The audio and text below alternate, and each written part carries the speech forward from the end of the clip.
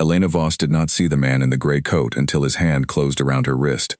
"You are not on the guest list," he said, his voice low and sharp, cutting through the music and laughter of the coronation hall. "State your name, or leave through the servants' door." Elena's heart slammed against her ribs. She had come to the palace only to help her cousin Marissa carry trays of wine, not to be questioned by a stranger who looked like he could break her arm without blinking. The hall around her glittered with silk gowns and polished boots, with wolves of every rank laughing under crystal chandeliers, and she, in her plain gray dress, stood out like a smudge on clean glass. "I asked you a question," the man pressed, his grip tightening. He smelled of ash and iron, the scent of a warrior, not a courtier. Behind him, 2 more men in matching coats watched her with cold, assessing eyes. She recognized the crest on their collars a heartbeat too late. They belonged to Alpha Draven of the Eastern Hollow, a pack known for settling disagreements with claws rather than words. Marissa was nowhere in sight. The tray of wine glasses Elena had been carrying sat abandoned on a side table, and she was alone in a room full of people who did not know her and would not miss her if she disappeared. "I am a guest," Elena said, lifting her chin, forcing her voice to stay even. "Whose guest?" the man asked, and there was something dangerous curling under the question, like he already suspected the answer and was waiting to catch her in the lie.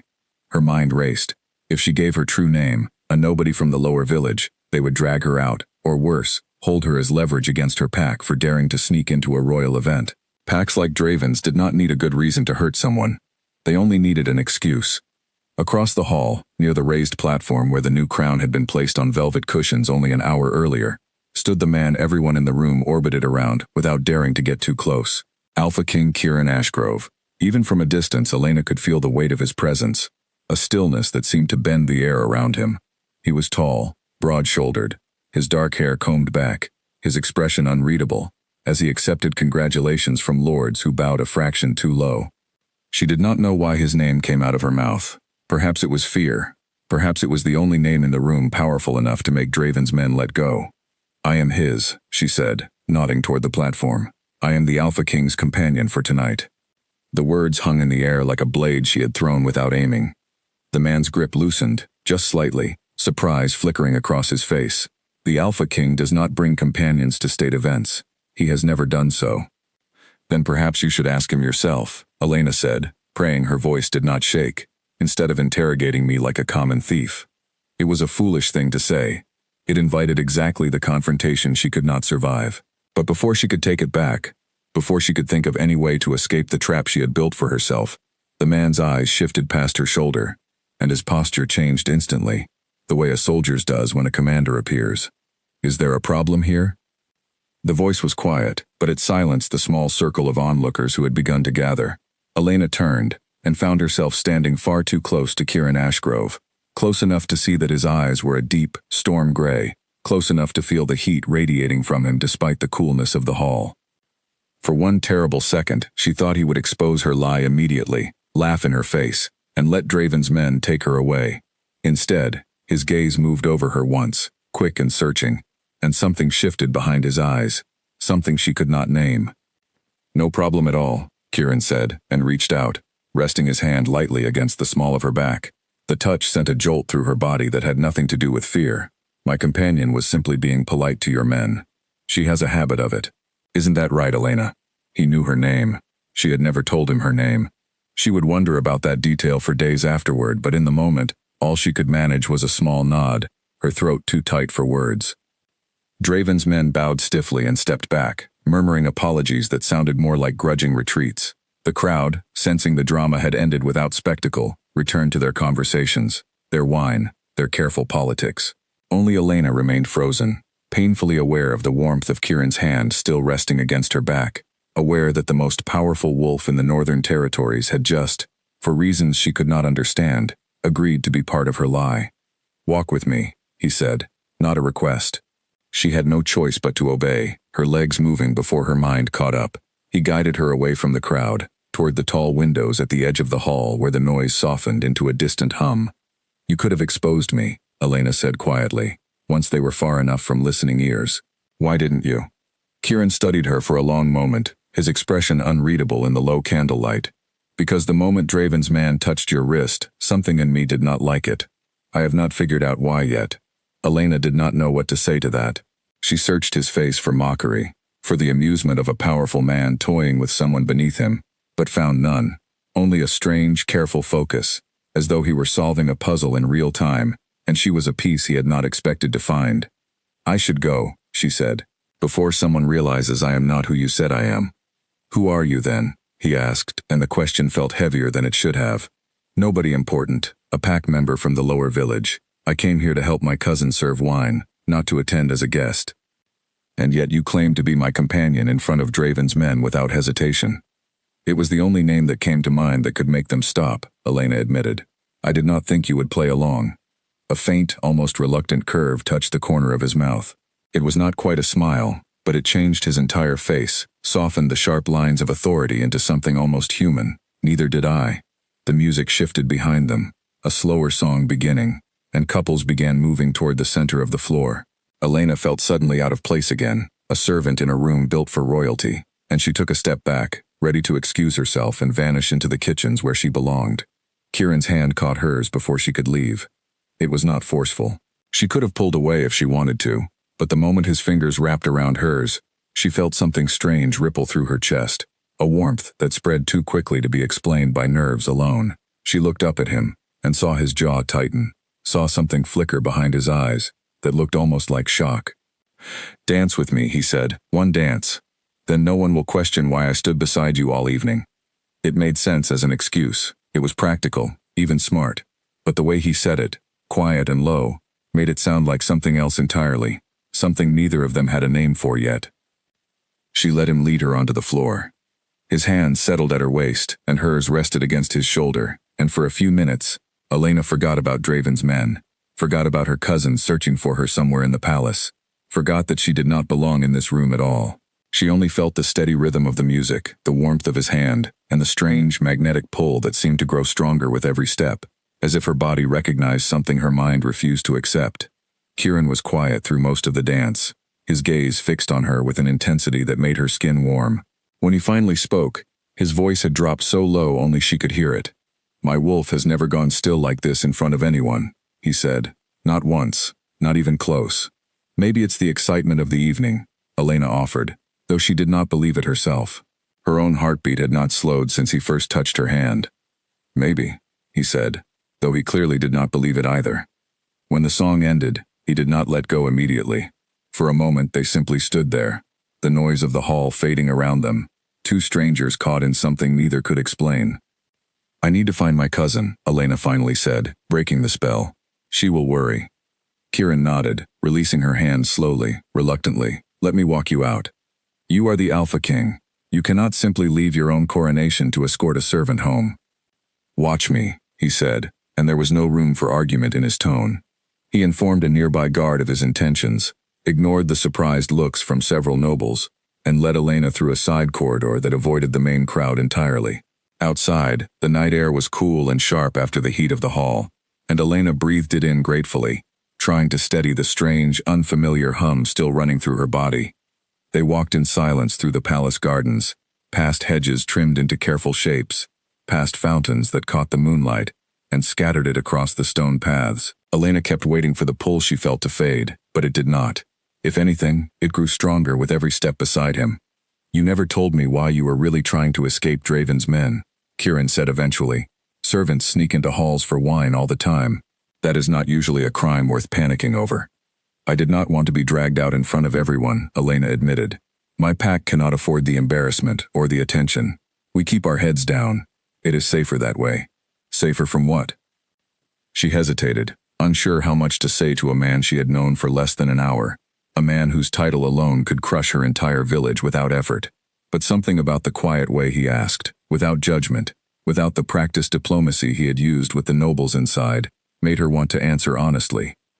"From attention," she said simply. "Attention from packs stronger than ours has never brought us anything good." Kieran was quiet for a long moment, his eyes fixed somewhere in the distance, as though her words had touched something he understood more than she realized. They reached the edge of the palace grounds, where a narrow gate opened onto the road leading down toward the village. Marissa was waiting there, pale-faced and anxious, and the moment she saw Elena, relief flooded her expression, quickly followed by confusion at the sight of the Alpha King standing beside her. "I found her wandering," Kieran said smoothly, before Marissa could ask questions. Make sure she gets home safely. Marissa nodded quickly, too stunned to do anything else, and reached for Elena's arm, pulling her gently toward the road. Elena took a few steps before she stopped and turned back. Kieran was still standing at the gate, watching her with an expression she could not quite read, something between confusion and reluctance, as though letting her walk away cost him more than it should have. Thank you, she said quietly, for not exposing me tonight. Elena, he said, and the sound of her name in his voice sent an unexpected shiver through her. Don't disappear on me. It was a strange thing to say to someone he had met only hours ago, and she did not know how to respond, so she simply nodded and let Marissa lead her down the dark road toward home, the warmth of his hand still lingering against her waist long after he was out of sight. Neither of them yet understood what had happened in that hall, what invisible thread had been pulled taut between them the moment his hand caught her wrist to save her from Draven's men.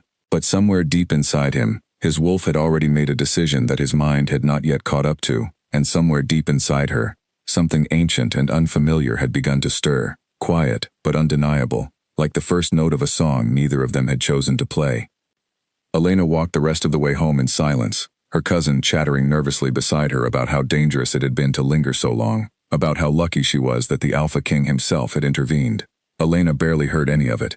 Her mind kept circling back to his eyes, to the stillness in his voice when he said her name, to the strange warmth that had not yet faded from where his hand had rested against her back. She told herself it meant nothing.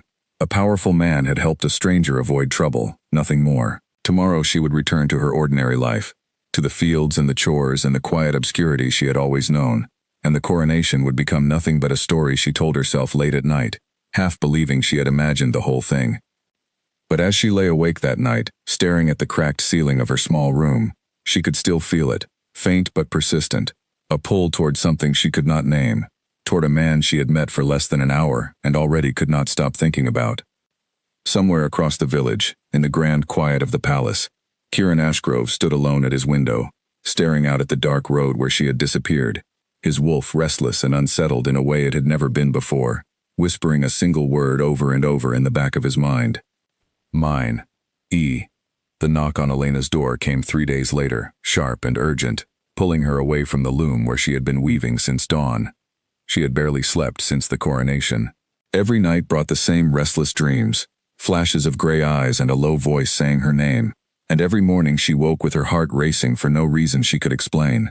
She told herself it was exhaustion from the long walk home that night, or the stress of nearly being caught by Draven's men. She told herself many things over those 3 days, and none of them felt true. When she opened the door, she found a woman in a fitted blue coat standing on her doorstep, flanked by 2 guards wearing the crest of the royal pack. Elena's stomach dropped. "Elena Voss?"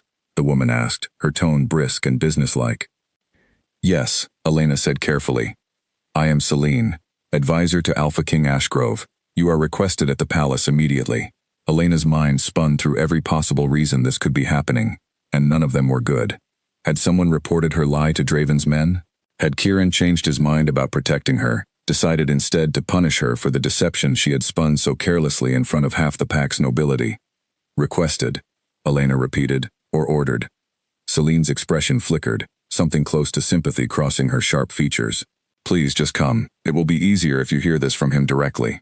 There was no room to refuse, not with 2 guards waiting patiently by the gate, so Elena grabbed her shawl and followed, her heart hammering the entire ride to the palace in the carriage Celine had brought. The grand halls looked different in daylight, less magical and more imposing, every marble column and gilded frame reminding her how far removed she was from the world she was being pulled into. She was led not to the throne room, but to a private study, its walls lined with books and maps, a fire crackling low in the hearth despite the mild afternoon. Kieran stood near the window, his back to the door, tension visible in the set of his shoulders. He turned the moment she entered, and something in his expression eased, just slightly, at the sight of her. "Leave us," he said to Celine, who nodded and closed the door behind her, leaving Elena alone with him for the second time in her life. "Am I in trouble?" Elena asked, unable to hold the question back any longer. "No," Kieran said, though he did not sound entirely certain himself. He gestured toward a chair near the fire, but Elena remained standing, too anxious to sit. "There is something I need to explain to you, something my advisors insisted I address before it becomes a larger problem." "What kind of problem?"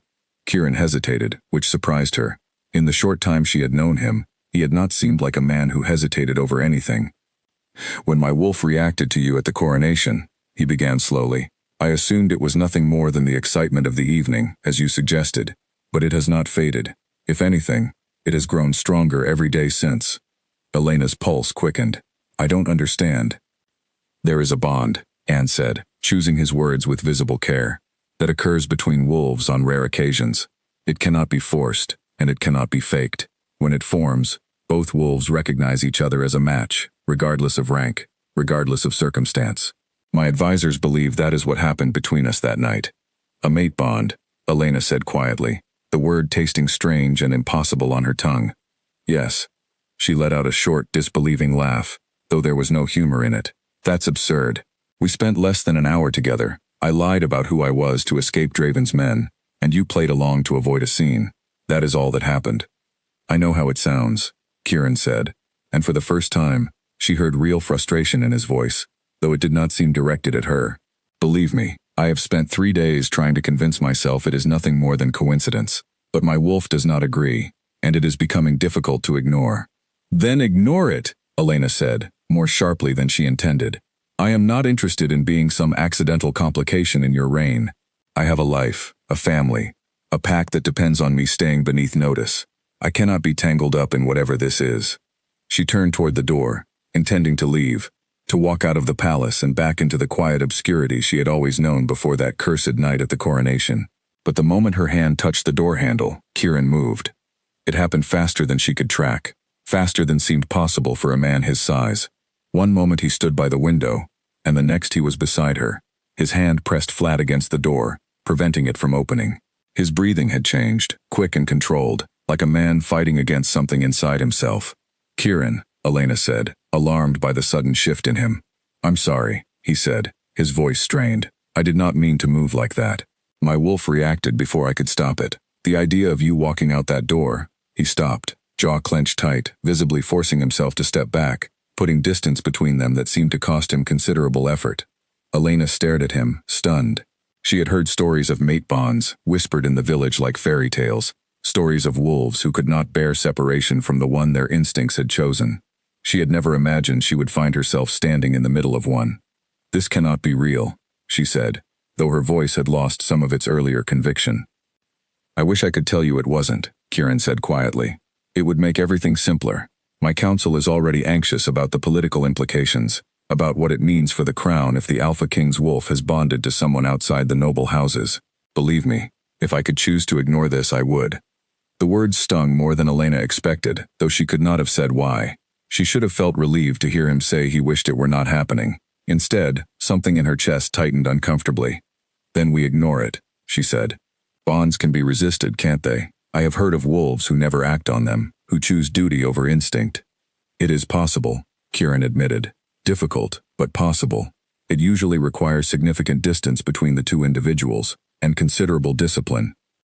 Then that is what we will do, Elena said firmly, though her hand still trembled slightly against the door handle.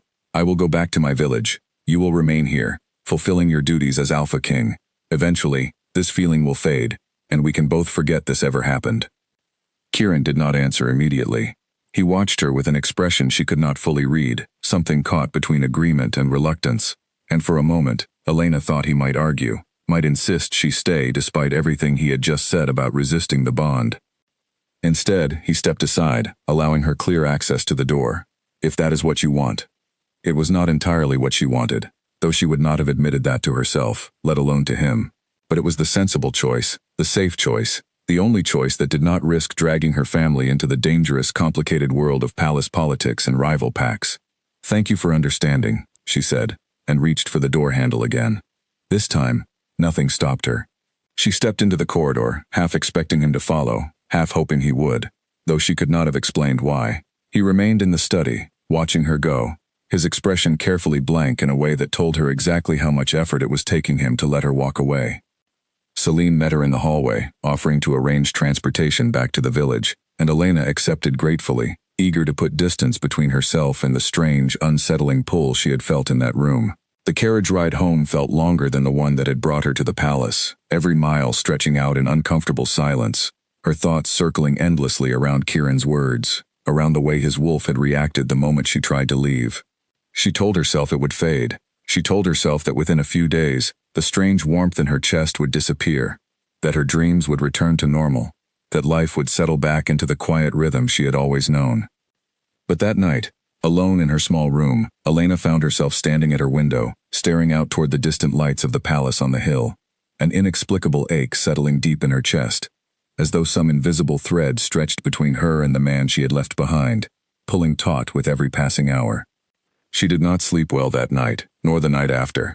By the third day, the ache had become something closer to pain, a restlessness she could not explain to Marissa, who watched her with growing concern as Elena grew paler and quieter with each passing hour. "You have not been yourself since the coronation," Marissa said one evening, setting a bowl of stew in front of Elena, who had barely touched her food in days. "What happened at that palace?" Elena wanted to explain, wanted to share the impossible weight settling on her chest, but the words felt too strange, too unbelievable to speak aloud. "Nothing happened," she said instead. "I am simply tired." Marissa did not look convinced, but she did not press further, and Elena was grateful for the silence that followed. Miles away, in the quiet of his private chambers, Kieran Ashgrove stood at his own window, staring out at the darkened road leading toward the village, his wolf pacing restlessly beneath his skin, refusing to settle, refusing to accept the distance he had allowed to grow between them. He had told himself it was the right choice, the responsible choice, the choice that protected both his crown and her safety. But as the days passed and the restlessness only deepened, he began to wonder if resisting a bond this strong was truly possible, or if he had only delayed the inevitable, buying time before the pull between them grew too powerful for either of them to ignore any longer. Celine found him there late one night, his eyes fixed on the horizon, exhaustion evident in the tight lines around his mouth. "You have not eaten in 2 days," she said quietly. "The council is beginning to notice." "I am fine," Kieran said, though the strain in his voice betrayed him. "You are not," Celine said gently. "I have served your family for years, Kieran. I have never seen you like this, not even during the war negotiations with the Eastern Hollow. Whatever this bond is, it is not something you can simply ignore through will alone." Kieran did not answer, his gaze still fixed on the distant village, on the small, flickering light of a window he could not have possibly seen from this distance, yet somehow believed he recognized anyway. "She wants to be left alone," he said finally. "I intend to honor that." "For how long?" Celine asked, though she did not truly expect an answer.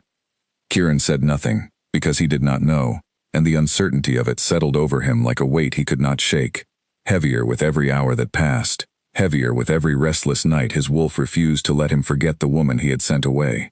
The fever broke Elena's resolve on the 7th night. It started as a dull ache behind her ribs, the same restlessness that had plagued her since leaving the palace, but by midnight it had grown into something sharper, a burning heat that spread through her limbs until she could barely stand. Marissa found her collapsed against the kitchen wall, sweat soaking through her nightclothes, her breathing shallow and fast. "Elena!" Marissa dropped to her knees beside her, pressing a hand to her forehead. "You're burning up. I need to get the healer." "No," Elena managed, though her voice came out weak and cracked. "It isn't sickness. I know what this is." She had heard the stories, the same ones she had dismissed as fairy tales only a week earlier. A bond left unattended did not simply fade. It fought back, growing more insistent the longer it was denied, until the body itself began to suffer for the separation the mind had chosen. "Then what is it?" Marissa demanded, fear plain in her voice. Elena closed her eyes, too exhausted to explain the full truth, settling instead for the smallest piece of it. "I need to go back to the palace." Marissa did not argue. She helped Elena to her feet, wrapped a blanket around her trembling shoulders, and half-carried her to the village square, where a young man named Corwin, who ran deliveries between the village and the palace grounds, agreed without hesitation to take them both in his cart, the moment he saw the state Elena was in. The ride felt endless, every jolt of the cart sending fresh waves of pain through Elena's body, though the pain eased slightly, strangely, the closer they drew to the palace gates. By the time they arrived, guards were already rushing toward them, alerted by some instinct Elena did not understand until she saw Kieran himself sprinting down the front steps, his expression a mixture of relief and barely restrained panic. He reached the cart before it had fully stopped, lifting Elena into his arms as though she weighed nothing at all, his heartbeat thundering against her ear as he carried her inside, shouting orders to guards and healers alike. "I felt it," he said, his voice tight with an emotion she had never heard from him before. I felt you suffering all the way from here, I thought. He did not finish the sentence, his jaw clenching hard enough that a muscle jumped along the side of his face. I'm sorry, Elena whispered, too weak to say much else. I thought I could resist it. So did I, Kieran admitted, laying her gently on a bed in a chamber near his own, refusing to let go of her hand even as healers began examining her. It seems neither of us were as strong as we believed. The healers confirmed what Elena had already suspected. There was no illness in her body, nothing a tonic or poultice could cure. Her suffering came from the bond itself, strained too far by the distance between them, and the only true remedy was proximity, time spent close enough that the connection could settle rather than fracture. Kieran did not leave her side that first night, sitting in a chair beside the bed long after the healers had gone, watching over her with an intensity that made the guards outside exchange uneasy glances. By morning the fever had broken entirely, and Elena woke to find him still there, exhausted but awake, his eyes immediately finding hers the moment she stirred. You should sleep, she said softly, her voice still hoarse. I will, once I know you are truly well, he replied, and there was no room for argument in his tone. Over the following days, Elena remained at the palace, no longer as a servant sneaking through side halls, but as a guest whose presence unsettled the entire court. Whispers followed her wherever she walked, nobles regarding her with a mixture of curiosity and open disdain, unwilling to accept that their powerful Alpha King's wolf had chosen someone from the lower village as his match. Lady Isolde, the most vocal among the noble houses, made her disapproval clear within the first week, cornering Elena in the palace gardens with a smile as sharp as a blade. You must understand, Isolde said, her tone dripping with false sympathy. The crown requires stability, alliances, strength.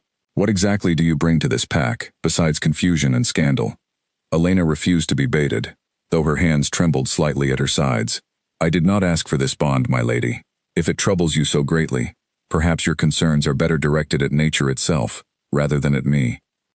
Isolde's smile faltered, clearly unaccustomed to being met with anything other than deference, and she retreated without another word, though Elena knew the confrontation was far from over. Kieran found her shortly after, having heard rumors of the exchange from a passing servant, his expression darkening with concern. Isolde should not have approached you without my presence.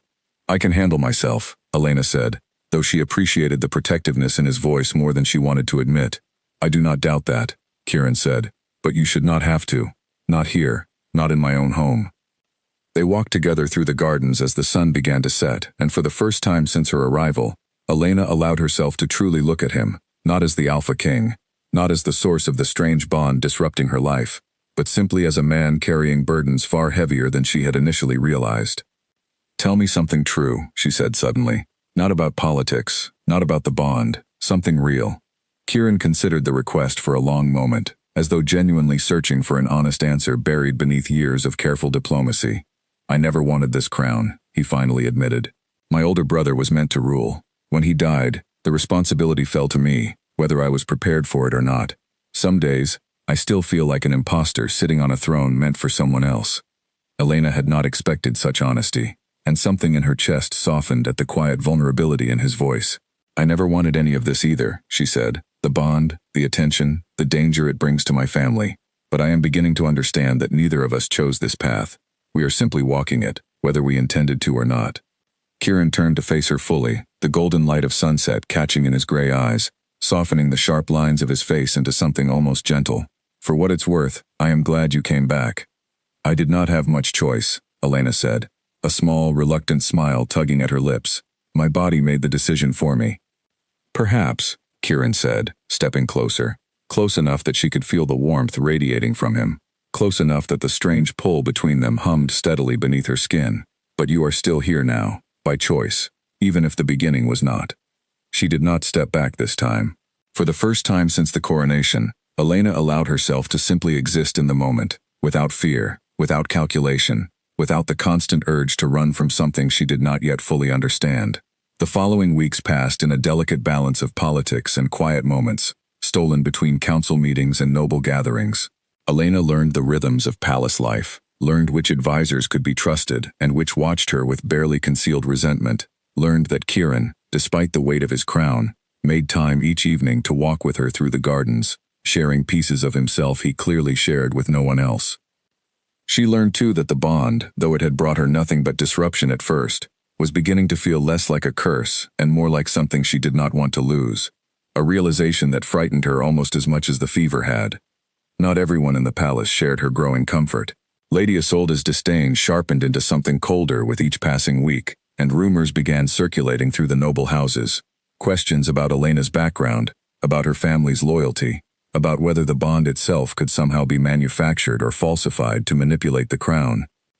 Kieran dismissed the rumors publicly, refusing to entertain suggestions that his wolf's instincts could be so easily deceived. But privately, he grew more watchful, more protective, aware that Elena's presence in his life had made her a target, in ways neither of them had fully anticipated. "You worry too much," Elena told him one evening, noticing the tension in his shoulders as they sat together near the fire in his private study. "I worry precisely enough," Kieran replied. "The nobles who oppose you are not merely gossiping. Some of them have connections to pacts far more dangerous than idle rumor. I do not intend to underestimate the threat, even if you choose to." Elena did not argue further, though a small chill settled over her at his words, a reminder that the peaceful evenings they shared existed within a world far more dangerous than either of them fully acknowledged.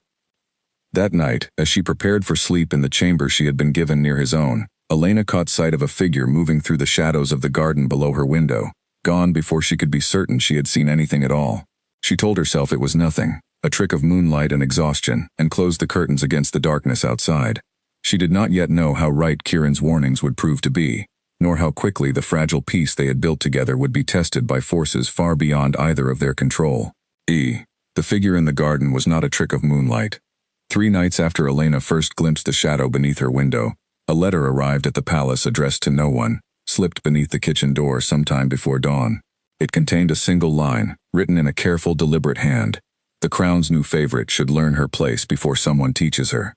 Kieran read it in silence, his knuckles whitening around the parchment before he set it down carefully on his desk, as though handling something far more dangerous than paper and ink. "This is not a noble squabble," he said, calling Celine into his study within minutes of receiving it. "This has the mark of something organized." Celine studied the letter, her expression grim. "The handwriting does not match anyone within our own houses. I will have it examined further, but my instinct says this reaches beyond palace politics." "Draven," Kieran said flatly, the name landing like a stone in the quiet room. Celine did not disagree. Alpha Draven of the Eastern Hollow had never hidden his ambitions toward the Northern Territories, and a bonded mate outside the traditional noble houses presented an opportunity too tempting for a man like him to ignore, a crack in the crown's stability he could widen at his leisure. Elena, informed of the letter later that afternoon, felt the color drain from her face. "This is exactly what I feared would happen. My presence here is putting everyone at risk, not just myself." "Your presence here is not the problem," Kieran said firmly, taking her hands in his own, an act that had become familiar, and grounding between them over the past weeks. "Draven does not need a reason to cause trouble. He only needed an opening, and unfortunately, our bond has given him one." "Then perhaps I should leave," Elena said quietly, though the words felt like broken glass in her throat. "If my absence removes the opening, then—" "No," Kieran said, sharper than he intended, his grip tightening slightly around her hands. "We tried distance once, and it nearly destroyed you. I will not risk that again, not for Draven, not for anyone." Celine cleared her throat gently, drawing their attention back to the matter at hand. "Increasing security is the immediate priority. I recommend limiting Elena's movements outside the palace walls until we understand the scope of this threat."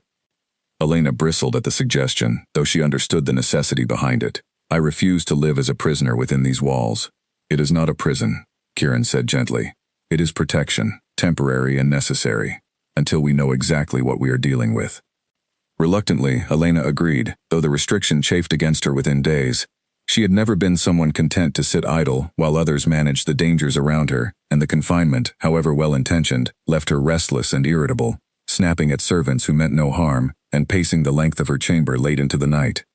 Kieran noticed her growing frustration and began finding small ways to ease it, arranging quiet walks through the private eastern gardens where security could be more easily maintained, teaching her the layout of the palace's defensive structures, even allowing her to sit in on select council meetings where her perspective, unburdened by noble politics, often proved sharper than he expected.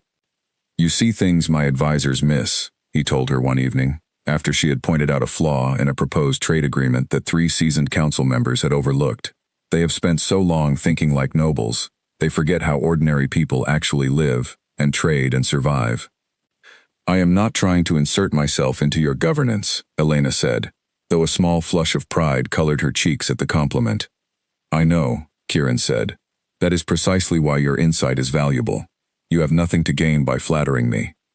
Their bond continued deepening in the quiet spaces between council meetings and security briefings, in shared meals and late-night conversations that stretched far beyond politics into memories, fears, and half-formed hopes neither of them had spoken aloud to anyone else. Elena learned about the brother Kieran had lost, about the crushing weight of expectations he carried since childhood, about the loneliness of a throne that offered power but little genuine companionship. In turn, she shared stories of her own family, of a father who had died defending their small territory years earlier, of a mother who had raised her to value quiet strength over visible status. You remind me of her, Elena admitted one night, as they sat together near the fire in his study, the rest of the palace long asleep around them. My mother, I mean. She never wanted recognition, only wanted to protect the people she loved. I think you carry that same instinct, buried under all this responsibility.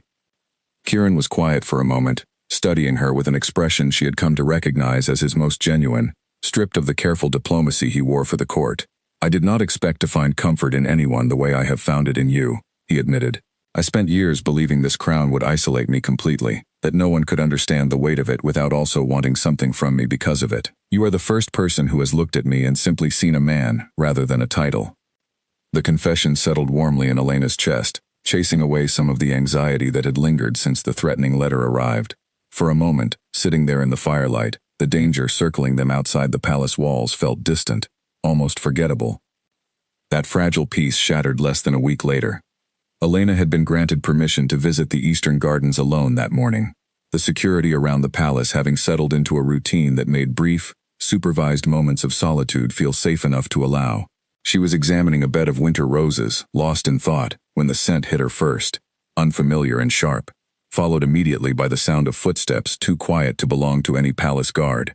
She turned just in time to see 3 men emerging from the hedges, their faces covered, moving with the coordinated precision of trained fighters rather than opportunistic thieves. Elena's instincts screamed at her to run, to call for help, but before she could do either, a hand clamped firmly over her mouth, muffling the scream rising in her throat, and the world tilted violently as she was pulled backward into the shadows of the garden wall.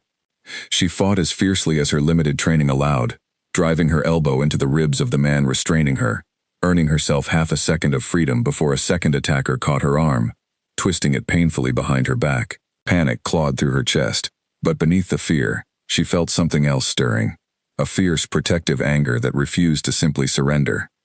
The Alpha King will tear this territory apart looking for you, one of the men muttered to another, his voice tight with barely concealed nerves.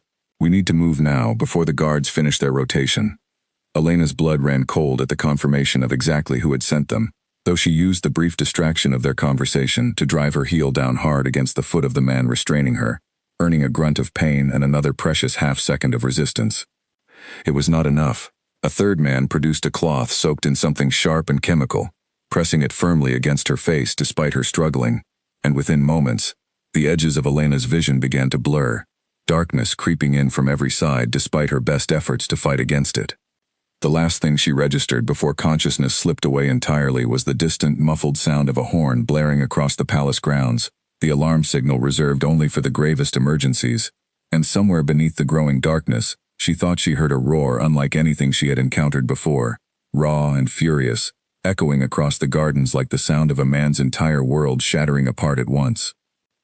Kieran felt it before the alarm horn ever sounded. He had been reviewing border reports in his study when a wave of raw terror crashed through his chest, not his own fear, but hers, transmitted through the bond that had grown steadily stronger over the past weeks. He was on his feet before he consciously decided to move, papers scattering across the floor as his wolf surged forward with a violence he had never fully allowed himself to feel before. The Eastern Gardens, he snarled at the guard stationed outside his door, already moving down the corridor at a pace that left the man scrambling to keep up.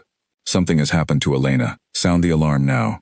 By the time he reached the gardens, the fresh horn blast was already echoing across the grounds, guards pouring from every direction, but Kieran barely registered any of them. His attention was locked entirely on the scent trail leading from the trampled winter roses toward the outer wall, sharp and unfamiliar, mixed unmistakably with Elena's fear. He did not wait for his men to organize a formal search. His wolf tore free of his control entirely for the first time in years, the shift washing over him in a violent wave that left his clothing in tatters and his mind narrowed down to a single, burning purpose. He followed the scent trail over the wall and into the forest beyond, moving faster than any of his guards could match, faster than he had moved in longer than he could remember. The trail led north, toward the border of Draven's territory, confirming every fear that had settled in Kieran's chest since the threatening letter first arrived. Rage and terror twisted together inside him, a combination so potent it nearly overwhelmed the careful strategic thinking that had guided him through years of political conflict. He forced himself to slow, if only slightly, aware that reckless fury would serve Elena far worse than calculated pursuit. He found the first sign of struggle nearly 2 miles into the forest, a torn scrap of gray fabric caught on a low branch, Elena's scent strongest there before splitting into multiple directions, an attempt to confuse pursuit that might have worked against a less determined tracker. It did not work against him. Kieran's wolf identified the true trail within minutes, the scent of fear and chemical sedative cutting clearly through the false paths left to mislead him. He pushed forward with renewed urgency, his guards falling further behind as he closed the distance toward wherever Draven's men had taken her. He found the small hunting cabin just as the sun began sinking toward the horizon, tucked into a hidden valley clearly chosen for its isolation. 3 men stood guard outside, alert but clearly not expecting pursuit this swift, this relentless. Kieran did not offer warning or negotiation. His wolf moved through the guards with a speed and ferocity that left them scattered and broken before they fully registered what had attacked them, restraint the furthest thing from his mind as the scent of Elena's fear grew stronger with every step toward the cabin door. Inside, he found her bound to a wooden chair, pale and disoriented from whatever chemical they had used to subdue her, but very much alive, her eyes widening with relief and shock as he burst through the door, still half-shifted, his eyes burning with a fury that had nothing civilized left in it. "Kieran," she whispered, her voice hoarse. He crossed the room in 2 strides, tearing through the ropes, binding her wrists with hands that trembled. Whether from lingering rage or overwhelming relief, he could not have said. The moment she was free, he pulled her against his chest, holding her with a desperate tightness that spoke louder than any words could have managed. "I felt you," he said, his voice rough and unsteady. "I felt every second of your fear. I thought—" He could not finish the sentence, his arms tightening further around her. "I'm all right," Elena murmured against his chest, though her own voice shook with the aftermath of terror. "You found me. I knew you would." A 4th man emerged from a back room of the cabin, drawn by the commotion, and Kieran's head snapped up, his eyes locking onto the new threat with an intensity that made the man freeze mid-step, clearly recognizing the danger of the situation far too late. Kieran moved to intercept him, positioning himself firmly between the threat and Elena without hesitation, his stance radiating a warning that needed no words to communicate. The man raised his hand slowly, dropping the knife he had been reaching for. "I yield. I have no interest in dying for Draven's ambitions." Kieran's guards arrived moments later, having finally caught up to his relentless pace, and the remaining attacker was quickly secured, providing exactly the confirmation Kieran had already suspected. The abduction had indeed been ordered by Draven, an attempt to destabilize the crown by proving the Alpha King incapable of protecting his own bonded mate. It had failed entirely, though the cost of that failure would need careful consideration in the days ahead. For now, Kieran's only concern was Elena, still trembling slightly in his arms as his guards secured the cabin and prepared for the journey back to the palace. He lifted her carefully, refusing to let her walk despite her insistence that she was capable, and carried her the entire distance back through the forest himself, unwilling to release her from his hold even for a moment.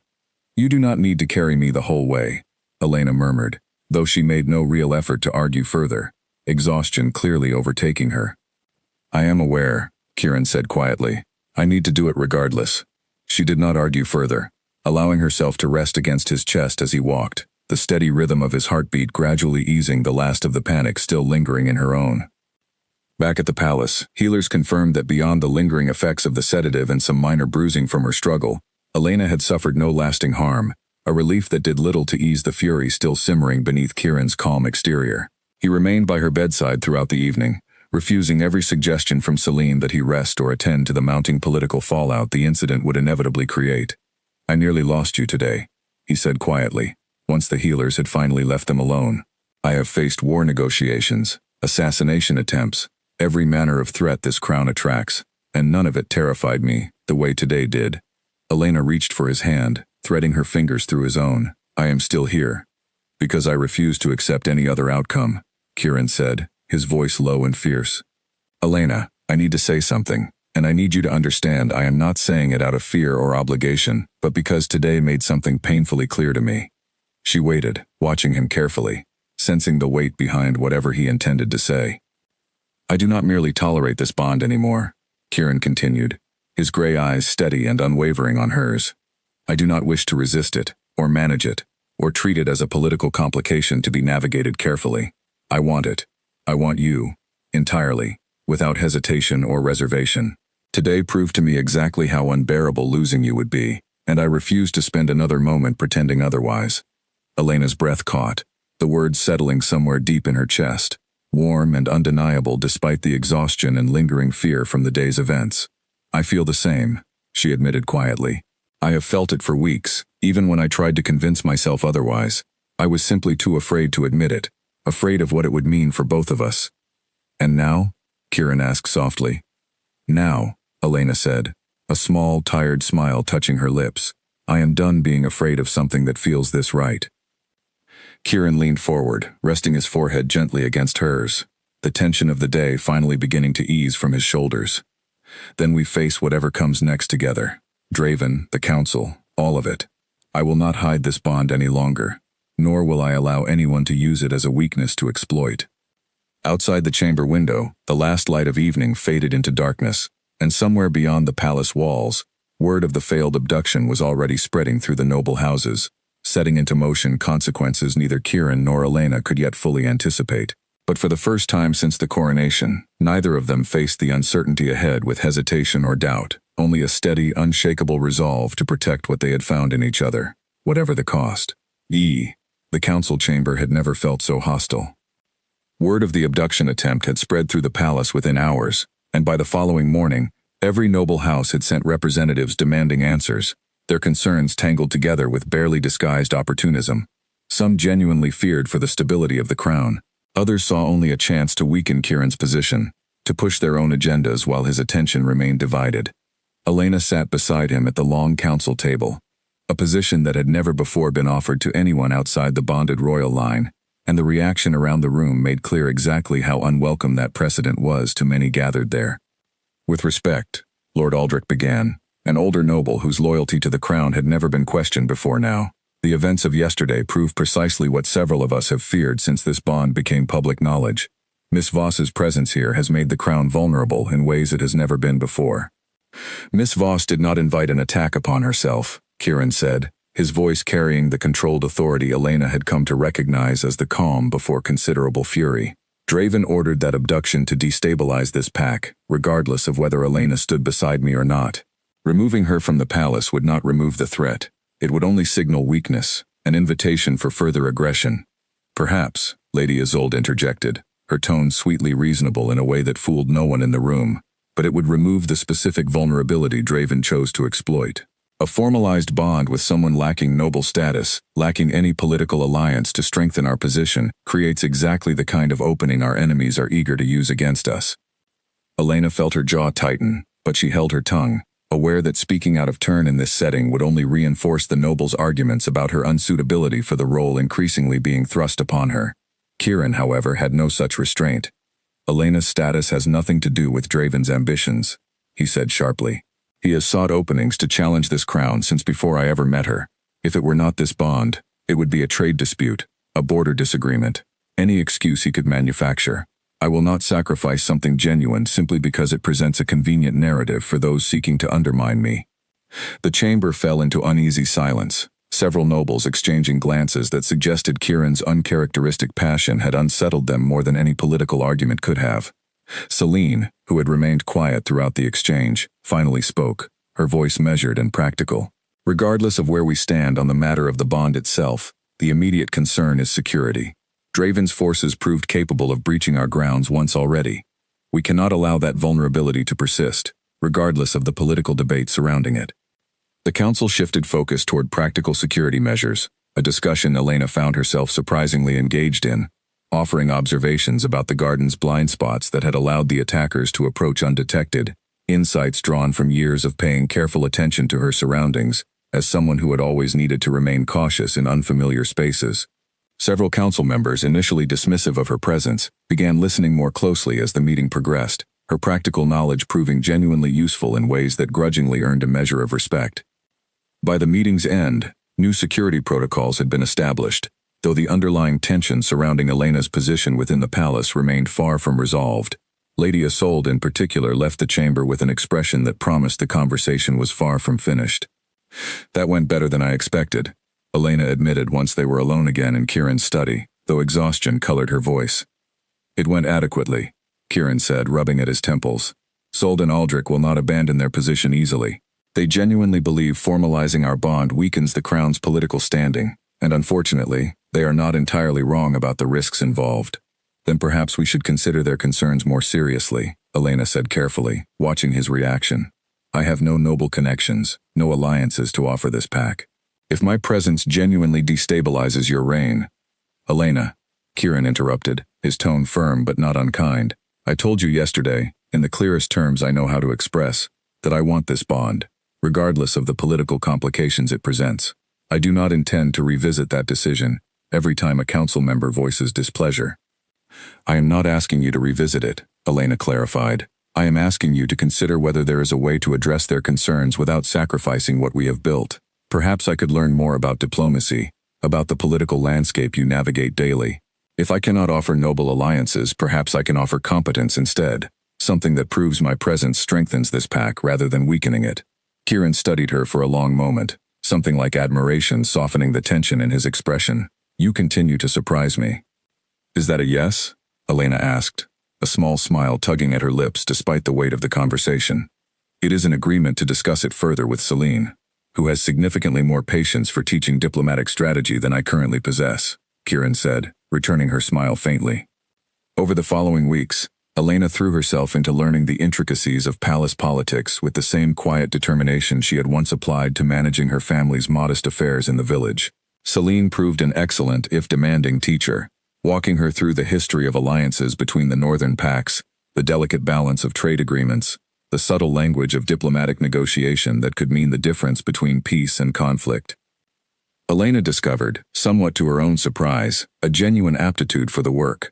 Her years of practical experience managing limited resources, of navigating difficult situations without the luxury of wealth or status to smooth the way, translated unexpectedly well into strategic thinking that impressed even Celine, who was not easily impressed. "You have instincts that cannot be taught," Celine admitted one afternoon, after Elena successfully identified a flaw in a proposed alliance that had eluded 3 senior advisors. "Most nobles raised within palace walls have never needed to think as carefully about consequences as someone who grew up with genuine scarcity has learned to do." The praise meant more to Elena than she expected, a small but meaningful validation that perhaps she did have something genuine to offer this world beyond the bond that had brought her into it. She began attending more council sessions, contributing more openly, gradually earning grudging respect from several nobles who had initially dismissed her entirely. Lady Isolde remained a notable exception, her opposition unwavering despite Elena's growing competence, though even she found it increasingly difficult to dismiss Elena's contributions outright without appearing unreasonable to the rest of the council. Kieran watched Elena's transformation with quiet pride, though he remained cautious, aware that Draven's failed abduction attempt would not be his last effort to destabilize their bond. Increased security measures had thus far prevented further direct attacks, but reports from border scouts suggested Draven's forces were mobilizing for something larger, something neither Kieran nor his advisors had yet fully identified. "He will not simply accept defeat," Kieran told Elena one evening as they reviewed the latest scouting reports together in his study. "Draven has invested too much in this scheme to abandon it after one failed attempt. Whatever he plans next will likely be more direct, more difficult to defend against." "Then we prepare for it," Elena said, her voice steady despite the concern evident in her expression. "Together, this time. No more sending me away to keep me safe while you face the danger alone." Kieran met her gaze, recognizing the same fierce determination that had first surprised him the night of the coronation, when she had stood her ground against Draven's men without flinching. "Together," he agreed, though the word carried a weight of both promise and worry, aware that whatever confrontation lay ahead would test their bond far more severely than anything they had faced thus far. Outside the palace walls, in the shadowed halls of Draven's own stronghold, Plans were already being finalized for an assault that would force Kieran to choose between his crown and the woman his wolf had claimed as irrevocably his own. The scout arrived at dawn, his horse lathered and exhausted, carrying news that shattered the fragile calm the palace had settled into over the previous weeks. Draven's forces are moving, the scout reported, barely catching his breath as he delivered the message directly to Kieran in the war room, Elena standing close beside him, where she had insisted on remaining during every strategic briefing since the abduction attempt. 3 units, converging toward the northern border. They will reach our outer territories within 2 days. Kieran's expression hardened instantly, years of careful leadership overtaking the momentary flash of concern that crossed his face. Numbers? Difficult to estimate precisely, but our best assessment suggests significantly more than a border skirmish. This appears to be a genuine invasion attempt. The war room fell into immediate, focused motion, advisors and generals pulling forward maps and troop assignments, the calm political maneuvering of recent weeks, replaced by the sharp urgency of impending conflict. Elena watched Kieran transform before her eyes, the thoughtful, sometimes vulnerable man she had come to know shifting into the decisive, commanding presence his title demanded, every word measured and purposeful as he issued orders to mobilize the northern defenses. "This is retaliation," Celine said quietly, once the immediate flurry of orders had been dispatched. Draven failed to remove Elena through abduction. Now he intends to remove the crown's ability to protect her entirely, by removing the crown itself. "Then we ensure that does not happen," Kieran said grimly, turning his attention to the detailed maps spread across the table, tracing potential defensive positions with practiced precision. Elena studied the maps alongside him, her mind working through the terrain with the same careful analytical approach she had applied to trade negotiations over the past weeks. "The northern pass here," she said, pointing to a narrow section of the map where the mountains created a natural bottleneck. "If Draven's forces intend to converge before reaching the palace, this is the most logical meeting point. Fewer numbers can hold a position this narrow far more effectively than open terrain would allow." Several of the generals exchanged surprised glances, clearly not expecting strategic insight from someone they still privately regarded as an outsider to palace life. Kieran, however, studied the position she indicated with genuine consideration. "She's correct," he said after a moment, glancing toward his lead general for confirmation. "If we position our forces here, we control the engagement on our terms, rather than allowing Draven to dictate the confrontation." The following 2 days passed in a blur of preparation, the entire palace mobilizing with an efficiency that spoke to years of careful governance beneath Kieran's rule. Even as tension coiled tighter with every passing hour, Elena found herself drawn into strategic planning more deeply than she had ever anticipated, her practical insights proving valuable enough that even Lord Aldrich, previously among her most vocal critics, began seeking her perspective on defensive logistics. "I did not expect to find myself agreeing with you," Aldrich admitted gruffly during one late planning session, "but your instincts regarding resource distribution across the northern outposts have merit. I withdraw my earlier objections, at least regarding your usefulness in matters of practical defense." It was not quite an apology, but Elena recognized it as the closest Aldrich was likely to offer, and she accepted it with a small, genuine nod of appreciation. The night before Kieran intended to march north with his assembled forces, he found Elena alone in the private study, where they had shared so many quiet evenings together, staring out at the darkened grounds with an expression of carefully contained worry. "You should be resting," he said softly, moving to stand beside her at the window. "So should you," Elena replied, though she did not turn away from the view. "Tomorrow, you march into a conflict that exists entirely because of the bond between us. I cannot simply rest peacefully knowing that." Kieran turned her gently to face him, his hands settling on her shoulders with careful tenderness. "This conflict exists because Draven sought an opportunity for conquest long before our bond ever formed. You are not the cause of this war, Elena. You are simply the excuse he has chosen to justify it. That distinction feels smaller than you intend it to," Elena admitted, her voice quiet. "Perhaps," Kieran said, "but it remains true regardless. And I need you to understand something else, equally true. I do not march north tomorrow despite our bond. I march north because of it. Because protecting what we have built together, protecting you, protecting this pack, all of it, has become inseparable in my mind. I am not choosing between duty and this bond. They have become the same purpose." Elena reached up, resting her palm against his chest, feeling the steady rhythm of his heartbeat beneath her hand.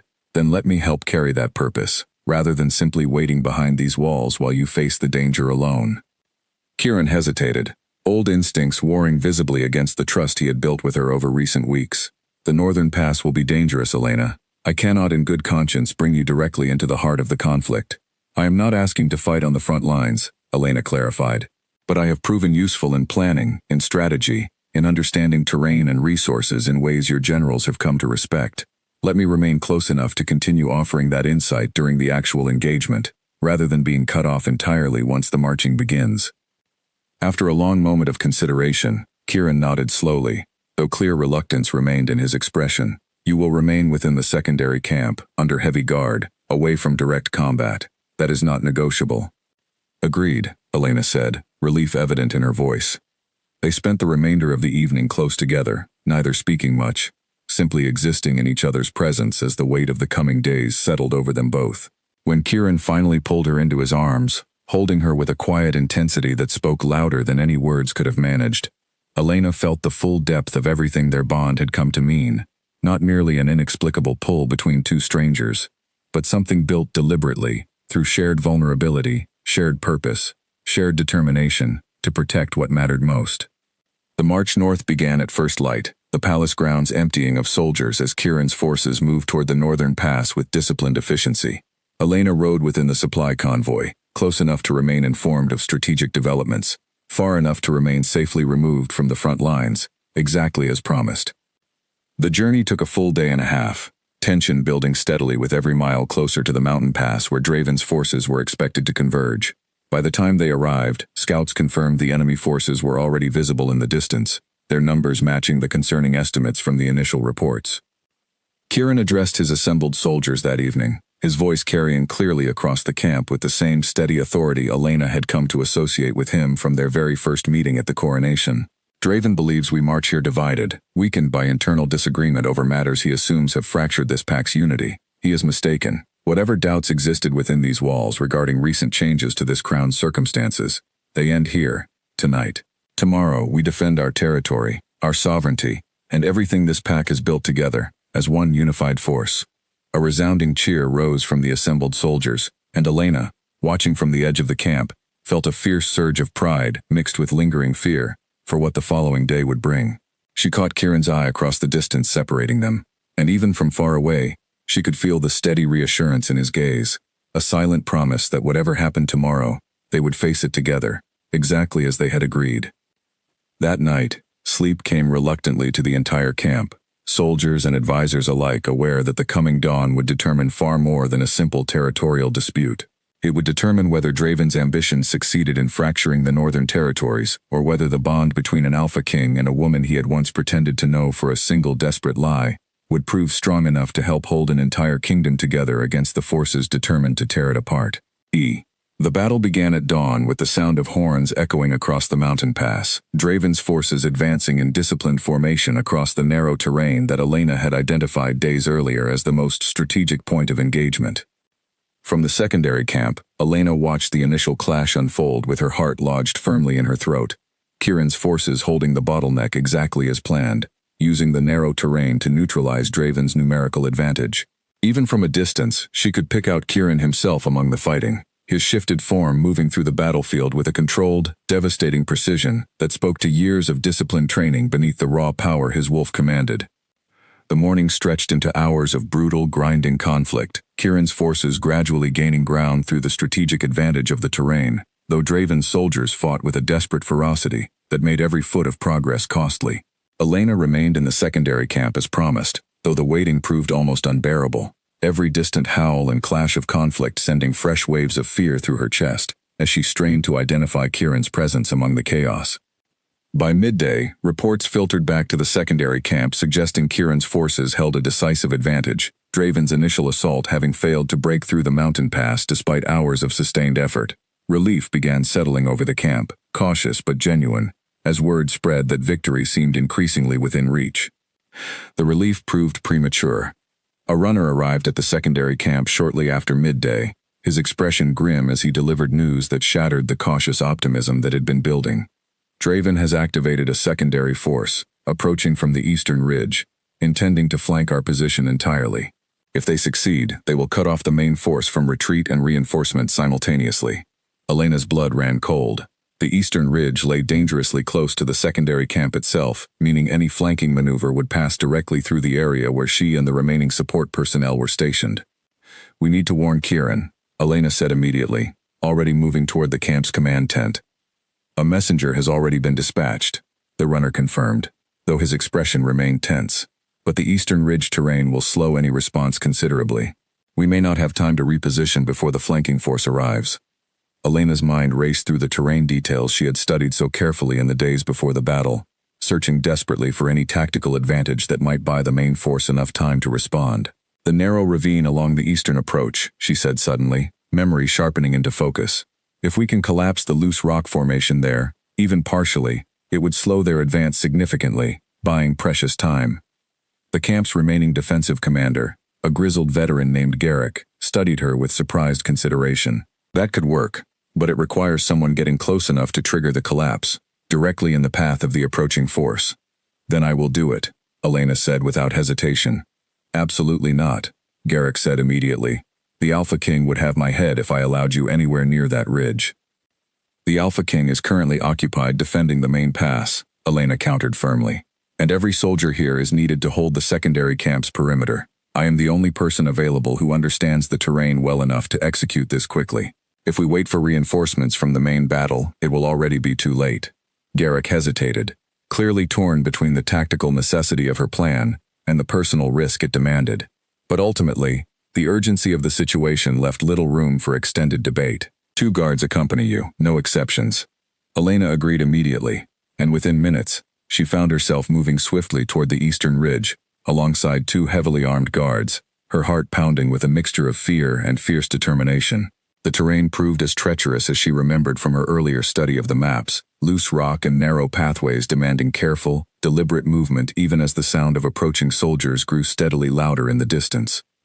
They reached the narrow ravine just as the first of Draven's flanking soldiers came into view, and Elena's hands trembled as she began working at the loose rock formation exactly as she had envisioned, her guards positioning themselves protectively as they scanned the approaching threat. The collapse, when it finally came, proved more dramatic than Elena had anticipated, a cascade of rock and debris crashing down across the narrow pathway with a thunderous roar that sent the leading edge of Draven's flanking force scattering backward in confusion and alarm. It would not stop them entirely, but it created exactly the delay Garrick's defensive line needed to properly reposition and reinforce. Elena allowed herself a brief moment of relief before the sound of a low growl behind her sent ice through her veins. She turned to find a 4th soldier, separated from the main flanking group, standing dangerously close, his eyes fixed on her with an expression that made her stomach twist with dread. Her 2 guards moved immediately to intercept the threat, but before they could fully engage, a familiar roar tore through the air, and Kieran himself burst through the settling dust of the rock slide, his shifted form moving with terrifying speed as he intercepted the threat before it could reach her.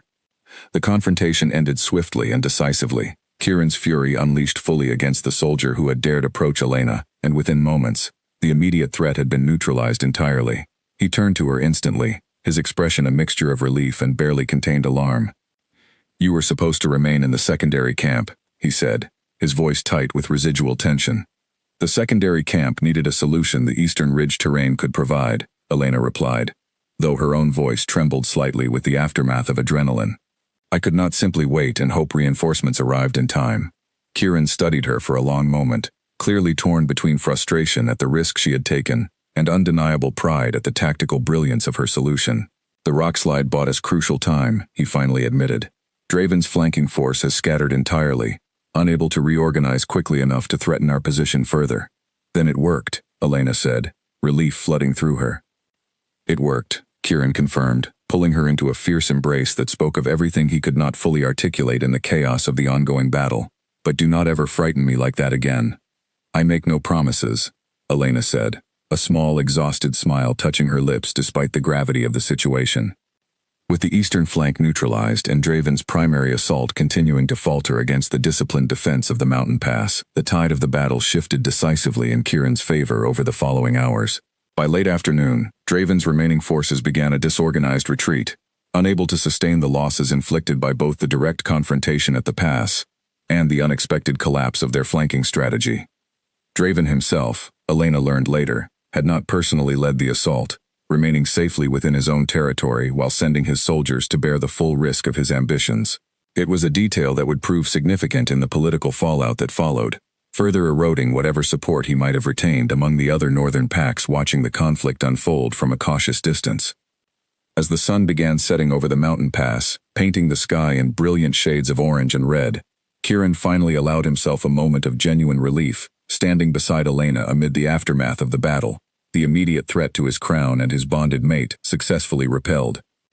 "We won," he said quietly, still processing the full weight of the day's events.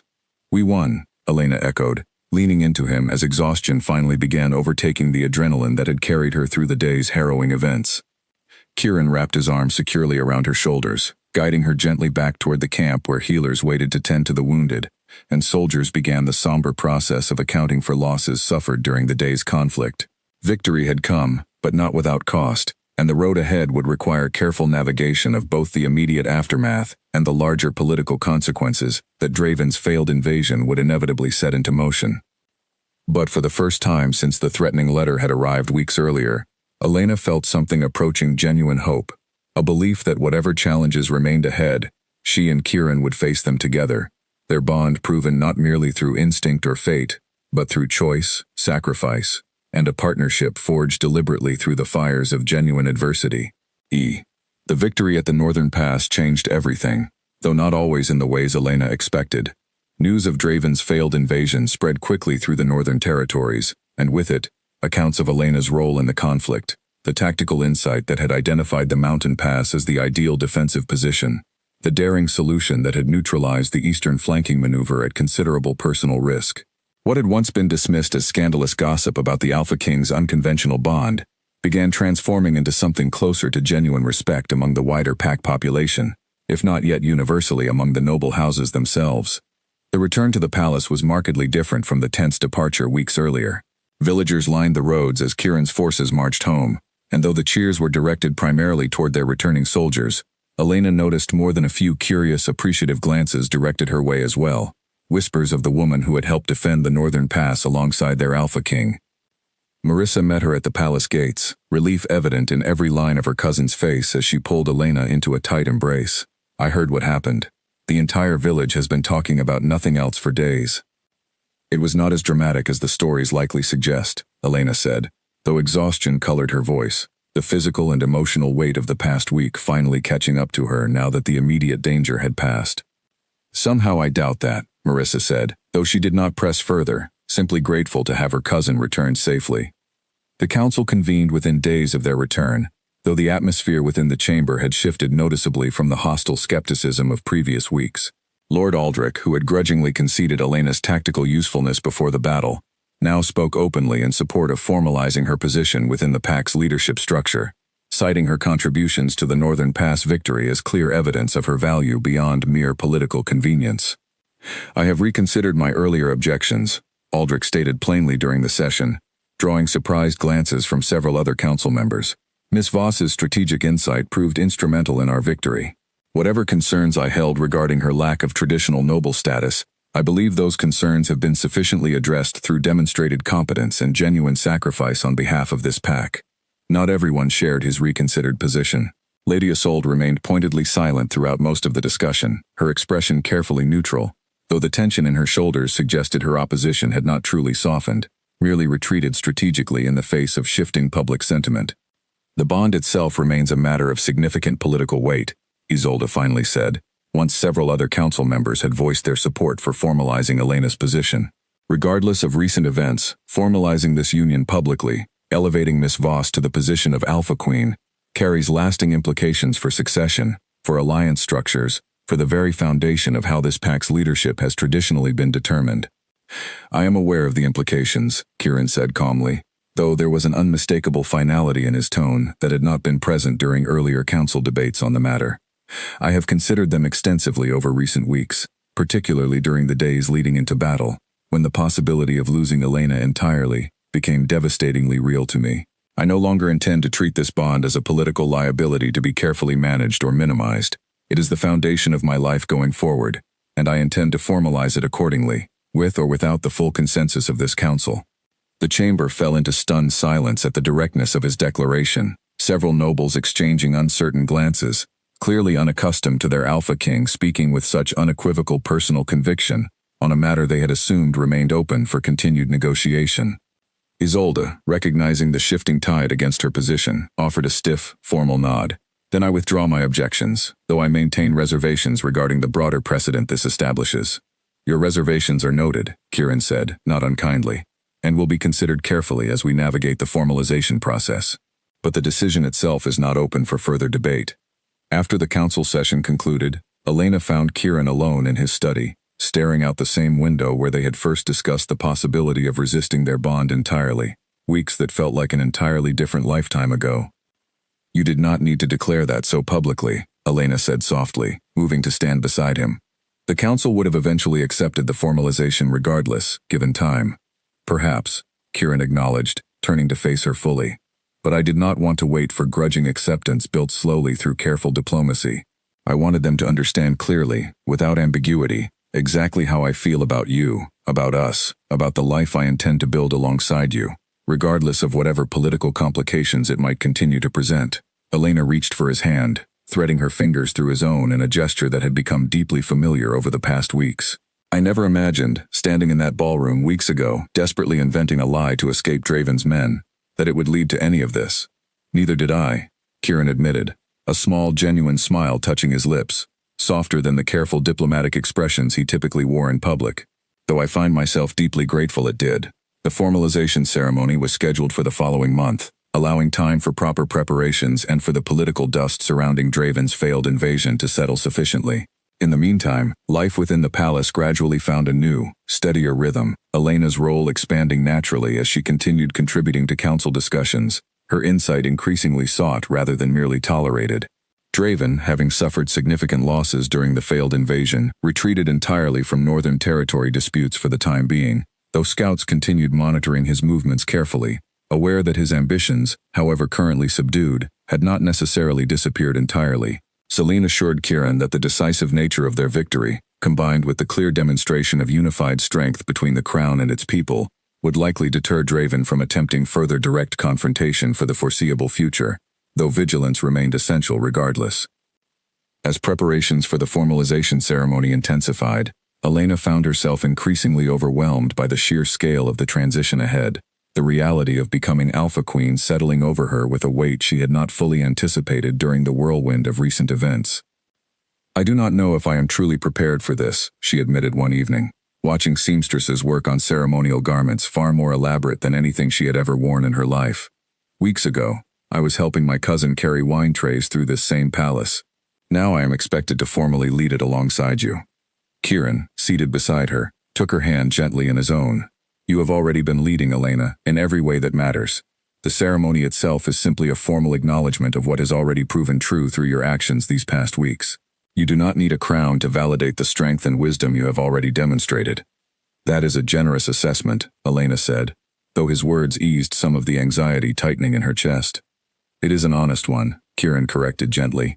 And regardless of your uncertainty, know that you will not face this transition alone. Whatever challenges arise as Alpha Queen, we face them together, exactly as we faced the battle at the Northern Pass, exactly as we have faced every obstacle since that first desperate lie at the coronation. Elena leaned into him, drawing comfort from the steady warmth of his presence. The same magnetic pull that had first stirred between them weeks earlier now settled into something deeper, something built deliberately through shared hardship and genuine partnership rather than mere instinct alone. Outside the palace walls, preparations for the formalization ceremony continued steadily, word spreading throughout the northern territories of the upcoming celebration, an event that would mark not merely the formal recognition of an unusual bond, but the beginning of a new chapter for the entire pack, one built on the unexpected strength of a woman who had once believed herself entirely unremarkable, standing now on the threshold of becoming something far greater than she had ever imagined possible. The morning of the formalization ceremony arrived with a clear sky stretched wide over the palace grounds, sunlight catching against banners hung along every corridor, the entire estate transformed into something bright and celebratory after weeks of tension and careful preparation. Elena stood before a tall mirror in her private chamber, barely recognizing the woman staring back at her. The ceremonial gown, a deep silver that seemed to shift and catch the light with every small movement, replaced the plain gray dress she had worn the night everything began. Marissa stood behind her, carefully arranging the final details of her hair, tears gathering unshed in her eyes. "You look like you were always meant to stand beside him," Marissa said softly. "I still remember standing in that ballroom weeks ago, terrified someone would recognize I did not belong there," Elena admitted, smoothing the fabric of her gown with trembling hands. "It seems impossible that I am standing here now, about to become Alpha Queen." "You belonged there far more than you realized at the time," Marissa said. "You simply needed the chance to prove it, to yourself as much as to anyone else." A gentle knock interrupted their conversation, and Celine entered, offering a rare, warm smile as she took in Elena's appearance. "The ceremony is ready to begin whenever you are prepared." Elena took a steadying breath, meeting her own reflection one final time before turning to follow Celine through the palace corridors toward the grand hall, where the coronation had taken place weeks earlier. The same hall where a desperate lie had first set this entire journey into motion. The hall had been transformed for the occasion, every noble house in attendance alongside representatives from allied pacts throughout the Northern Territories, all gathered to witness the formal recognition of a bond that had proven itself through genuine trial rather than mere political convenience. Elena spotted familiar faces throughout the crowd, Lord Aldrich standing near the front with genuine warmth in his expression, even Lady Isolde present, her expression carefully composed into polite acceptance, whatever lingering reservations she held now set firmly aside in deference to the Pact's clear collective sentiment. Kieran waited at the front of the hall, dressed in formal attire that echoed the deep silver of Elena's own gown, his expression, usually so carefully controlled in public settings, openly reflecting the depth of emotion he felt watching her walk toward him. The music swelled softly as she moved through the gathered crowd, and for a moment, the weight of every eye in the room fell away entirely, leaving only the steady, magnetic pull that had first stirred between them the night of the coronation, now settled into something unshakable and deliberately chosen. "You look radiant," Kieran murmured as she reached him, taking her hands gently in his own. "You look nervous," Elena replied softly, a small smile touching her lips, despite the solemnity of the occasion. "I am," he admitted quietly, "though not for the reasons you might expect. I have faced war negotiations and armed conflict without this much apprehension, but standing here, formally claiming you before this entire gathering, feels far more significant than any battle I have fought." The ceremony proceeded with traditional formality, the Pact's elder priestess speaking the ancient words that bound not merely two individuals, but two futures together. The assembled crowd witnessing vows exchanged with quiet, genuine conviction, rather than the careful political posturing such ceremonies typically demanded. When Kieran finally spoke his formal claim, his voice carried clearly through the silent hall, steady and unwavering. "I claim Elena Voss, not merely as my bonded mate, chosen by instinct beyond my control, but as my equal partner, chosen deliberately through every trial we have faced together. She has proven her strength, her wisdom, and her unwavering commitment to this Pact's well-being time and again, and I stand before all of you today, grateful beyond measure that fate placed her in my path, however unconventional the beginning of our story may have been." Elena felt tears gathering in her own eyes as she spoke her response, the formal words of acceptance flowing easily from a place of genuine certainty rather than obligation. "I accept this bond, not as something forced upon me by circumstance, but as a partnership I have come to choose fully and completely. I did not arrive at this palace seeking a crown or a title. I arrived seeking only to help my cousin for an evening, but I leave this hall today choosing, with complete certainty, the man and the purpose that unexpected evening ultimately revealed to me." The priestess pronounced the bond formally recognized, and the hall erupted into celebration, applause and cheers filling the space that had once witnessed Elena's desperate, improvised lie, now witnessing instead the genuine culmination of everything that lie had inadvertently set into motion. Kieran pulled her close, and for a long moment, the noise of the celebration faded entirely, leaving only the steady warmth of his presence, the quiet certainty that whatever challenges lay ahead, they would face them exactly as they had faced everything since that first fateful night, together, without hesitation. The celebration continued long into the evening, the grand hall filled with music and laughter, nobles and villagers alike gathering to honor the formal joining of their Alpha King and his chosen queen. Elena moved through the crowd with newfound confidence, no longer the anxious servant who had once feared discovery among these same gathered nobles, but a woman who had earned her place through demonstrated strength, sacrifice, and genuine partnership. Late in the evening, as the festivities began winding down, Kieran found a quiet moment to pull Elena aside, leading her toward the same tall windows where they had first spoken privately weeks earlier, the night everything between them had begun. "Do you remember what I asked you that first night?" he said softly, watching the distant lights of the village visible beyond the palace grounds. "Don't disappear on me," Elena recalled, a small smile touching her lips at the memory.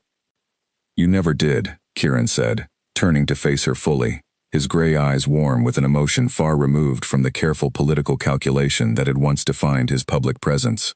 "Despite every obstacle, every threat, every moment either of us might have reasonably chosen to walk away, you remained. I find myself endlessly grateful for that. I could not have disappeared even if I tried," Elena admitted. "Not truly. Something about that night, about you, refused to let me go, long before either of us understood why." "And now?" Kieran asked quietly. "Now," Elena said, reaching up to rest her palm gently against his chest, feeling the steady, familiar rhythm of his heartbeat beneath her hand. "I have no desire to disappear anywhere. This is exactly where I choose to remain." Kieran leaned down, pressing a gentle kiss against her forehead, a quiet, tender gesture that spoke more clearly than any grand declaration could have managed. Beyond the windows, the palace grounds stretched out beneath a sky full of stars, the same grounds where a rival pack's men had once cornered a frightened servant, where healers had once fought to save her from a bond too strong to resist, where an Alpha King had once carried her home through darkness after a rescue that had nearly cost them everything. Every difficult step of their journey had led, ultimately, to this quiet, certain moment. Two people, who had begun as strangers, bound together by circumstance, transformed gradually, through genuine trial, into partners bound together by deliberate, unwavering choice. Whatever challenges the future still held, whatever threats might yet emerge from packs unwilling to accept the Northern Territory's continued strength and unity, Elena knew with complete certainty that she would face them exactly as she had faced everything since that first desperate lie in a crowded ballroom, not as someone's pretend lover, borrowed for a single convenient evening, but as Alpha Queen, standing firmly and permanently beside the man whose wolf had recognized something worth claiming long before either of their hearts had caught up to the truth. A bond forged not merely through fate, but through courage, sacrifice, and the unshakable choice to remain, no matter what challenges the future still held in store for them both.